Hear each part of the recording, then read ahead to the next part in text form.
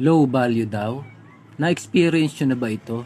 Na binibili na lang ng sobrang mura? 15K, 10K, 5K, halos pamigay na presyo, di ba? Kamusta naman ang presyo ng pyesa? Bumaba rin ba? Mahal pa rin, tama. Sa totoo lang, mahirap pakawalan kung hindi ka naman binibigyan ng sakit sa ulo ng unit mo. Lalo low maintenance at matibay. Biruin mo, 3 years mo hinulugan sa kasa. Umabot ng 100K. Diba? 3,000 monthly. Tapos, bibilin mo sa akin ng 10K. Hindi ka makatarungan. Porke luma na ba? Bili ka na lang ng motor na swak sa 10K mo. Nakakainis lang kasi kung paano mo baratin. Bago mo sana tawaran usisahin mo muna kung paano naalagaan.